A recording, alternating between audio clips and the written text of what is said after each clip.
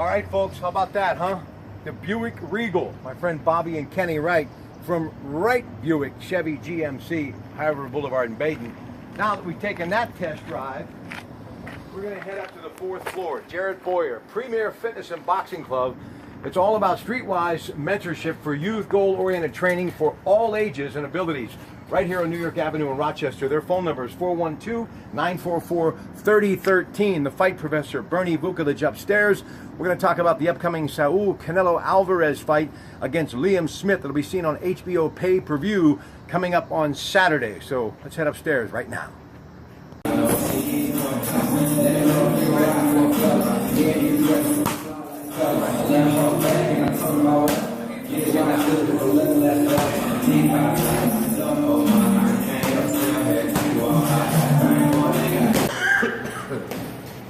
All right, ladies and gentlemen, we're back at the Premier Fight Club, fourth floor, Beaver Valley Bowl, right along the beautiful banks of the Ohio River on Railroad Street. Jared Boyer, one of the best people teaching young and old alike the great sport of boxing, giving you self-confidence and keeping you sound mind, body, and soul. Guy a little under the weather, the fight professor, but so wonderful to have him here, Mr. Bernie Vukovic, and I have to believe it has a lot to do with the fight we're going to discuss. But his guy, Ramon Gonzalez, and another victory that he just had this past weekend. Also, Kell Brock, defeated by Triple G, Glennie Golovkin. We'll talk about that in a moment. We're also going to preview what's happening in November with another great Russian fighter, Kovalev and Andre Ward. We'll talk about that as well. But let's begin with your man who bumped up the junior bantamweight and looked pretty good, Brian. He did. He had to give up 3 pounds in weight. He fought a pretty good puncher and a guy who moves an awful lot in the ring. Hard to settle in with where he is. And in order for Gonzalez to win that fight, he had to press the action, which meant that he was going against a guy who's a little heavier puncher than what he was used to going against. And as a result, he got hit a good bit of times in that fight. That said, he won the fight unanimously, and he looked good doing so. And Quadras, I think, admitted later on that Roman had won the fight. He's one of my favorite guys. He's a small guy, 112 pounds. Fought at 115 for that fight, 114 and a half. But he's terrific, finished professional. All right, Triple G, and why there's a connection as far as Saul Canelo Alvarez in a moment. He only really had the one bad round, as Ted Arnaud told me on the Coons Market Black and Gold Sunday show, that being the second round. He looks really strong, Bernie, and he looks as though he's going to be around for some time dominating that middleweight division. Well, he sure does, but bear in mind that he fought a guy who had to move up 2 weight classes to fight him. And, when you're moving up 13 pounds or 14 pounds and giving that away to a guy who can already punch a ton, you've got your work cut out for you. And yeah, he did look good in the second round, but the rest of it was downhill for him. All right, HBO pay-per-view this weekend from Jerry Jones' incredible venue, AT&T Stadium, right after Mexican Independence Day. So you know Golden Boy Productions, one of the best at promoting. Oscar De La Hoya has got this one just at the right time because they're going to be a bit of a biased crowd. For some believe the best pound-for-pound fighter in the game, Saul Canelo Alvarez, who brings his record with only 1 loss, that of course to Mr. Mayweather, in the ring against Liam Smith from Liverpool, England, part of the Smith fighting family. His brother Paul, Callum, and Steve, they all fight, but their 28-year-old brother is undefeated with 1 draw, and he's the WBO light middleweight champion. They both are bangers, but you believe this will just be another notch in the belt, the championship belt, and another championship belt to go along with his trophy case for Saul Canelo Alvarez. It's a classic story of a good big man beats a good little man, and Liam Smith is a junior middleweight. That's about 8 pounds less than what Canelo would be fighting at, and he's trying to take his title. He's going to have to fight, which he'll do. He'll be an aggressive fighter. Smith will, that is. But Alvarez is a guy who can capitalize by counterpunching. He's a tremendous counterpuncher, and he's a tremendous puncher. So I look for that fight to go 5 rounds. Let's talk about the whole possibility of Triple G. Let me give you both analogies. First off, they say Triple G will never come down to the catch weight, okay? And Canelo Alvarez won't go up to middleweight. So the thought process is they grab another title with this light middleweight title fight Saturday against Smith. Gives him more of a diversion that he can continue to put off what many people were hoping would be the ultimate fight. But I still think it's going to be a long time before Triple G and Canelo Alvarez get into the ring, because both have a lot to lose. They do, but they also have a lot to gain because it would be a very big money payday. Right. And that probably will take place sometime in the latter part of 2017. By then, Alvarez will have matured into the middleweight that he's fighting at now.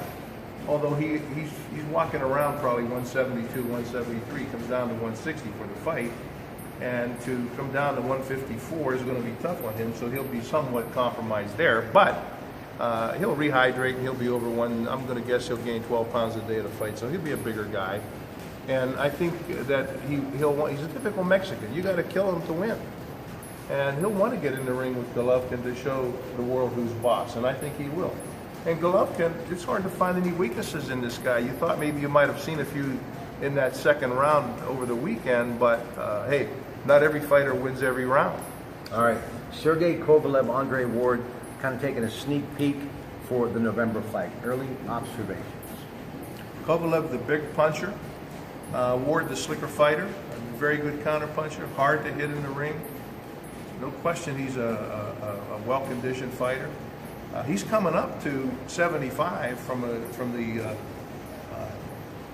super middleweight division, so he's going to be fighting a bigger guy. They may be about the same height, but Kovalev has been used to fighting at 75, so it'll be a challenge for Ward. This was a hard one for me to pick. I pride myself on picking the winner and being wrong most of the time. But in this case, I'm going to go with Ward. Okay. Yeah. All right, now, something much more important, family. Your beautiful daughter, Stephanie, and her wonderful son, part of that Beaver football team. And you know, I wasn't going to let you leave without talking about my friend Jeff Belts and that huge win over Aliquippa. They stopped the 62-game unbeaten streak, and they did it at the pit. Darius Wise, 4 touchdowns. This kid is incredible. He is. Talk to me about that football game that I missed, and I got to tell you, one for the ages. I was there, and I saw every play. Wise, that's the first time I'd seen Wise play an entire game. He's terrific at this level. I would say, as a word of caution, so was Russell Shell, if you remember. Now with West Virginia. Yeah, now with WVU, and he's playing, but he's not the dominant force he was at Hopewell High School. You know, when you get to that next level, one of the assistant coaches' brothers told me that they had 4 guys down there on that team now that were better than Russell Shell. I don't know if that's the truth, and he is playing.